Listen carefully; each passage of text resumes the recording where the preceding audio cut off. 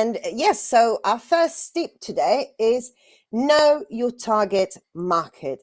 This is key. This is one of the most important things you need to bear in mind. So knowing your target market or your avatar or your business client or whatever you want to call it, not only facilitates a direct communication with them, it helps you create the content.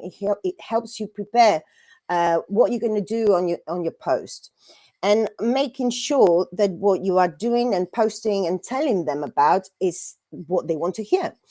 And obviously, it also helps define which platforms you should be on, which we're going to be talking a bit more about that.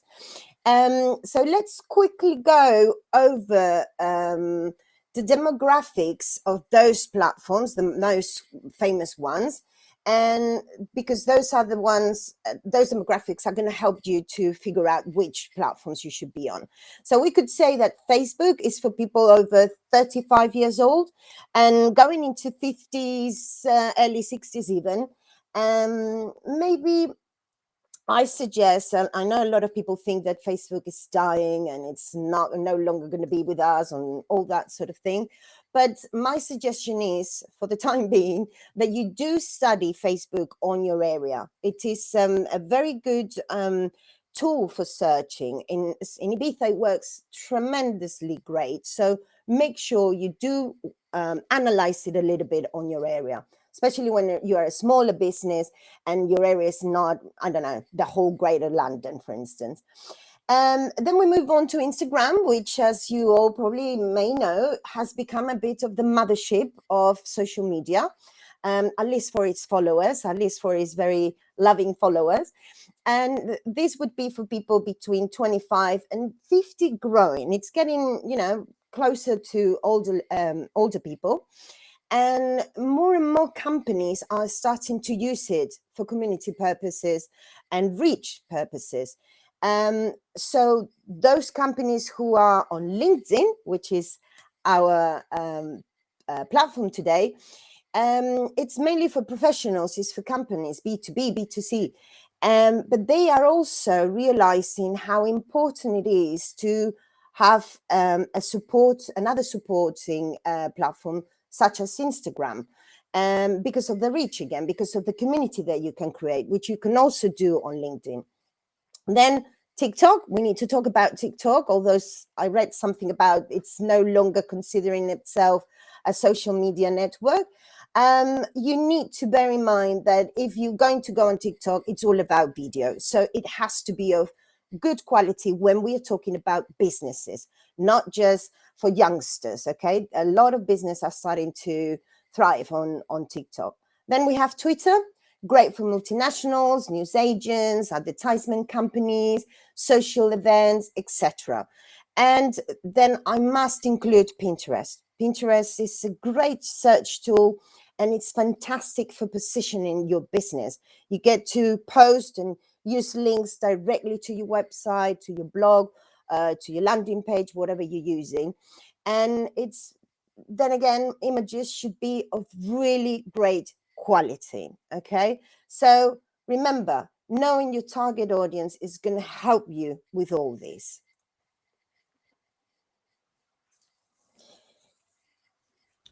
Thank you, Anna. I'm fiddling around with your buttons frantically there to get us both on screen at the same time.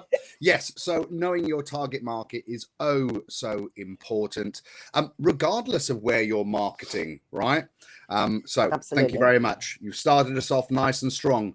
Let's go in, have a little glug. Let's go. That's not beer. No, it's not. It's a pint from London, but it's not beer. It's water. Let's dive into tip number 2, Anna. Wow, this is again, we've chosen the most important probably topics, obviously, to come to you, but branding, the brand positioning, this is huge. These people really need to bear this one in mind. And when we're talking about branding, first of all, let's just say branding is not just your logo, it's not just the colors, it's not just the type of texting that you're using. It's not just that, it's a lot more. And of course, then we should bring someone who's a branding expert. But in terms of brand positioning, this it's very important that you master it. You need to, branding is going to help you manage your brand. It's going to help you how to communicate it, how to translate from your way of communications or your way of thinking towards social media. What personality is your business, or your personality when it's a personal brand? And it has and it shows also your character, your style, your values, your purpose. So therefore, when you are designing, or when you think you are designing your brand or your logo, and you think about what you like and what you want to show the world and what makes you feel right, that's fine, it's great, but it's not all. It's not just that. Okay, we tend to forget if it really represents us, if it's consistent with the whole business, if it's consistent and coherent with what we believe. So branding is the soul and face of your business. Therefore, the better you express it, the further it will get. And in social media, for us who we work on social media, to help us with the brand positioning, this is one of the first questions we have to ask our clients. If they have like a brand book that we call it, or if they do have a list, the basics of the brand, how they present themselves to the world, this is going to help us tremendously when we are designing the post, when we are creating, we're choosing the images, when we are writing about it. Obviously, if it helps us, it's going to help you running your own business, your own social media. So bear in mind all those things beyond the logo, beyond the colors, and beyond the type of writing. Yes. There, I'm getting a bit slicker now, me button pressing. Yeah, so brand positioning, especially the brand guidelines, the brand Bible type stuff, it doesn't matter how large or small your business is. Yeah. If you're going to outsource pretty much anything, but especially social media, it's really, really important that you pass on the essence, the values, the tone that you want your brand to be represented, right? Because you know, if someone was to use your services, Anna, to run their social media, it's really so important that you understand how they want to come across and how they want to be, if you like, mimicked or represented by you. Absolutely. You can't tell the difference. It has to be exactly the same. People cannot tell there is a difference on who is writing. Correct. Yeah, because it is a little bit funny, isn't it? I suppose, Yeah. writing on someone else's behalf. Yeah. But that's the skill of what you do. Absolutely. Right. Well, we're flying into it. We're 12 Yeah. minutes in, Anna, so we're definitely on track. If you do have any questions, please pop them into the comments, and I can grab them and we'll ask Anna at the end. Okay, so let's get on to tip number 3. Right. Tip number 3 is going to take me a little longer because I've prepared some, I hope, good tips of what to post, what sort of contents you can post, what you can. Obviously, let me start with, you need a strategy. It's very important that we have a strategy to know what we're going to talk about. What are our goals? What is our purpose on our business? What if we are achieving those? And to make sure we do that, the strategy is that map that's going to help us getting from point A to point B. So, and also for me, and how I tell my clients, is going to make your life so much easier. It's not you going to be sitting there thinking, okay, what's it going to be about today? What do I feel like? What should I talk about? It's you going to go to your planning and you're going to say, today I should be talking about this or that, or this week is about this or that. So it's helping you focus directly on what it is really that you need to be talking about. So let's dive in. And first of all, there's something I think it's very useful. I think we all should have it, and it's called the Community Managers Calendar. And it's very easy to come across one of those. You just Google that online and you just go Community Manager Calendar. And what it has is all the bank holidays in your area, in your country. It has all these national days, international days, or world days like Mother's Day, obviously. But then you also get very nice, fun days that they can be very interesting and relatable to your business, to your niche. So what I normally do is at the beginning of the month, I go to my calendar and I check those dates that I find interesting, funny, because it also helps you, this kind of post will help you relate with your audience. It will also, it gives it a human element to the whole process. So I just go for those that I like, those that are common and well known.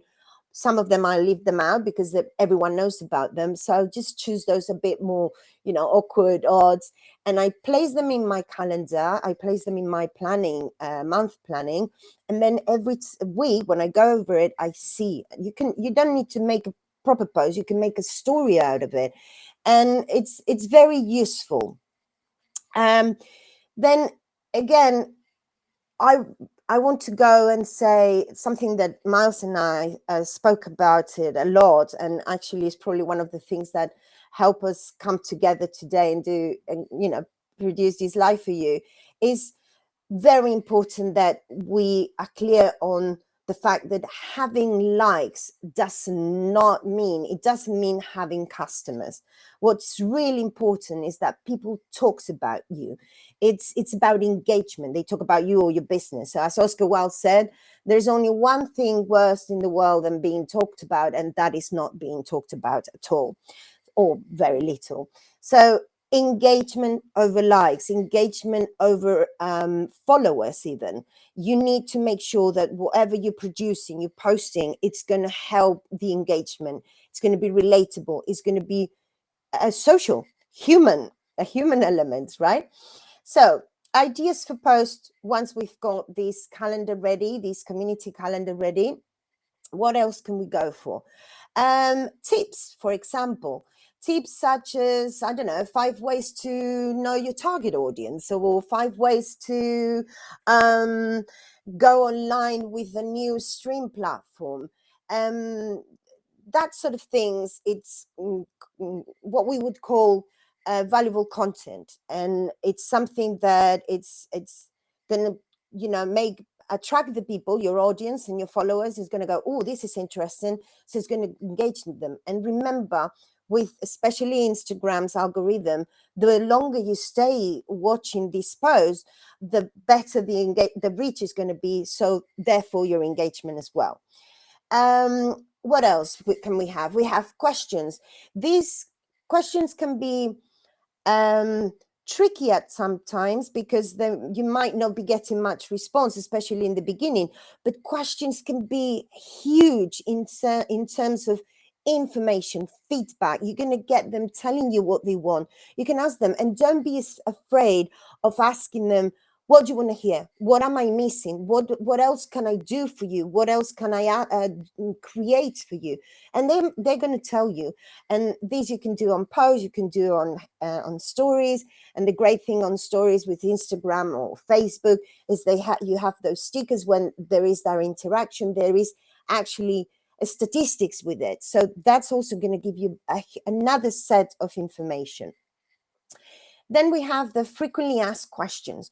Frequently asked questions can go either way, can go both ways, actually. It will be those questions that you constantly get in there. You're going, oh God, I'm tired of answering the same question. Just make it clear. Just put it out there, clarify it, and keep going. Or when you're getting the same question all the time, something is interesting there. There's something worth to be, to pay attention to, and produce a content and produce a post about it. Quotes are my favorite. I love quotes. They are they're great for reach, they're great for engagement, they're very easy to create. And for me, and this again is my way of saying make your life easier, it's fantastic for those days or those weeks that you have no imagination, no input, you don't know what to do, you don't have any ideas of what to produce. So just get a quote, a nice picture, but always remember those quotes need to be linked to your niche. So there's no point in saying I sell sunglasses and I do, I use a nice sunset picture, but then the sentence is nothing related to all that. So make sure that always that those are related to your niche. Also, it's very important that we include a human element in social media, as the word says. So make sure that we are telling them, that you're telling them about your goals, about your purpose, why you're doing what you're doing. Why do we see you on your networks? Why are you here? And don't be afraid to tell the truth. Don't be afraid what you've learned. Don't be afraid to share things that you've learned in the process, because that's, again, they're going to be relating with you. They're going to be feeling connected to you. And that's, again, going to make, break up the discussion, the comments and stuff. Future plans, what's going on behind the scenes? I'm preparing a live with Miles. I am going to go to this event. I'm going to create a new website or a new product, a new service. And reviews are very, very, very important. So don't forget to add reviews. If you have a website, a landing page, you should have them on there already, and just keep adding to them. You can create a nice post about it. And most of all, and very importantly, don't forget to sell. And I know they say sell without selling, but we create all this content, this valuable content. We are constantly giving. But at the end of the day, if we are on social media with our business, what is the objective here? Is to sell, to get more to sell more products, more services, to get more clients. So don't forget to sell. And how do you do that? Telling about your services, talk about them. Don't go literally go like, buy my new product. No, make a story out of it. Connect with them, and because you've done everything else previously, that's going to help you create posts that it's going to tell them about your services and your product. And just about almost 22 minutes. Wow. I hope people were writing that down. That was a lot. Thank you, Anna.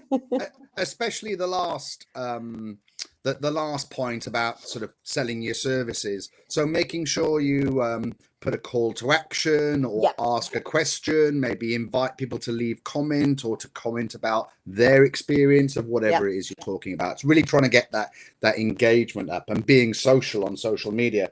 I'm going to go and check the feed in a second to see if anyone's put any questions, but I do have a couple of 3 questions that have been sent in advance, if that's okay. Yes. The first one comes from Alex, and he asks, is it okay to post about personal stuff on LinkedIn? On LinkedIn or any social network? LinkedIn particularly. LinkedIn in particular. Well, of course, depends. Is it a profile? Is it your personal LinkedIn? Is it your business? I mean, LinkedIn is business. At the end of the day, it is business. But then again, it's social network. And as the word it says, be social. You need to be careful with what you're sharing of your personal life. I say pretty much anything can go on your social networks, as long as I said before with the quote, they are related to your business. So again, I could be showing or posting on LinkedIn even that I am this event, which may in the beginning not seem something related to my business, but then I will turn I will roll the dice, as I say, and turn it around towards what I'm doing. Why am I there? Maybe the whole event is not linked to my business, but I'm meeting someone there. I'm doing something with my business. And it's all about how you present it. But then, of course, be careful. Shall I translate? I'll translate that from Spanish to English. Don't post about your cats on LinkedIn. Oh yes, exactly. Okay. Let's go to Margaret. Margaret, she asked, do I need to be on all social platforms? No. No, you don't. And please don't. I mean, again, make your life easier, Margaret. It's just not, it's not going to work. It's not going to help you. It's just going to frustrate you even more. And then again, going back to the beginning of the tips, that I think that was tip number 2, brand awareness. Yeah, brand positioning. If you are on social media, on every single network, are you really going speaking to your target audience? I don't know. I don't know. Maybe you are a mechanic. Are they on TikTok? Are they on Instagram? You know, it's not going to help. No. Yeah, and interesting when they were TikTok, you said TikTok and mechanics. So just be sort of aware that yes, you can get millions and millions of views on TikTok. Oh yeah. But if you are a mechanic in Surrey, having 1 million views from America is not really going to drive any more business for you, No. right? So just No. think about where your target market is. Absolutely. And finally, Anna, Andy emailed in and he says, how often should I post on social? Well, that is a great question, and I like it. But I'll start saying, if you're very busy, you don't have much time, but you are aware that you need to be on social media, or you want to start being on social media, you want to start working on them, and work your way up, at least once a week. At least, I mean, that's the minimum. You should be doing at least one post and at least 1 to 2 stories a week. Again, we're talking mainly about Instagram and Facebook. LinkedIn, I would say you should, at LinkedIn, you need to do 2 posts a day, a week. But you need to invest a little bit more time on your LinkedIn posts. They need to be really good, and the content needs to be really interesting and a bit more, they tend to be more longer than whatever we'll do on Instagram or Facebook. So if you think it's going to take you too much time, or it's stressful, you don't have the time, just go down to 1 on LinkedIn. But if you can do twice a week, that's perfect. And then for the others, the other networks, I have my own strategy, which I've been testing for 6 years now. And it does work. It really works. I'm not going to say percentages because it's not 100%. It's among, 60, 70% of the time works. And basically what I do is I post, say, for instance, you start the month and you go Monday, Wednesday, Friday. And then the next week, I will go Tuesday, Thursday, Saturday. The following week, I will go Monday, Wednesday, Sunday, and then Tuesday, Thursday, Saturday, and you keep, repeating that. Why do I do this? First of all, because in a way, thanks to my mother, a few years back, we realized that by leaving 24 hours between posts, the organic engagement, the reach, it grows considerably. And also what you're doing, and you need to bear in mind when you're programming or you're publishing, that you don't always do the same hours. This is another topic that a lot of people says, what is the best time to publish? When is your client? When is your target audience? When is your audience connecting? So by doing this and by using different hours in those days that you're publishing, what you are doing is making sure that anyone and everyone who is either following you or potentially going to follow, they're going to be seeing something about you, whether it's a Monday or a Tuesday at 2 o'clock in the morning, at 12 o'clock or 6 o'clock or whatever the time is. There's going to be content for them.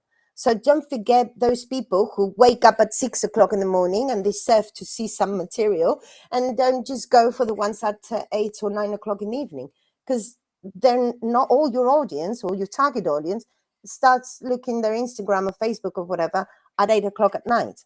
Okay. Anna, I think we could talk about this all day, Yes. but Anne has got a question on the chat, and she's asking about company pages and what social media platform do you think a business page should be on?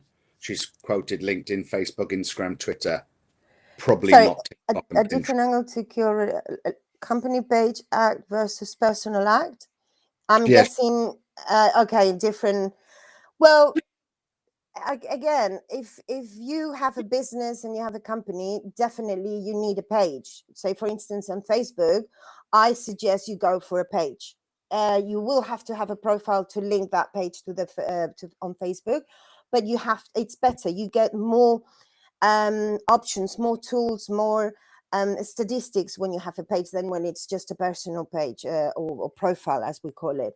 So that works with LinkedIn, Facebook, Instagram as well, because of advertising, again, statistics, all those things you will have them as page and not as profiles. I'm going to jump in, Anna, and say it really comes down to tip number one, Yep, right? Knowing your target market, I guess, right? exactly. So, okay, Jonathan's just come on, and we're about to wrap up. But Jonathan's asking, should people update in multiple languages?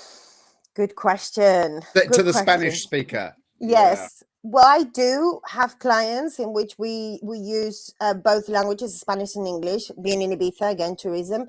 Again, back to tip number one, it depends on your target audience, and also depends on the contents. There will be some products or services that are more targeted for, more adequate for English or German or whatever the language is, and the other one will be produced in Spanish. So sometimes you will have a post in Spanish and then another one only in English or whatever language is, because it's more specific for that audience. Definitely, isn't it? I mean, I think this is what's nice about these tips is they sound sort of quite basic, but fundamentally, so many questions get Absolutely. answered by referring back to, knowing your target, positioning your brand properly, and actually pulling together a plan in terms of what you post. If any more questions come in, we'll answer them offline. I always say that our bite-size webinars only last 30 minutes. We've got we're out of time, right? We're out of time. So we are going to end it there. Thank you so much indeed, Anna. Anna's details are on the screen here, so please take a screenshot, get in touch with her.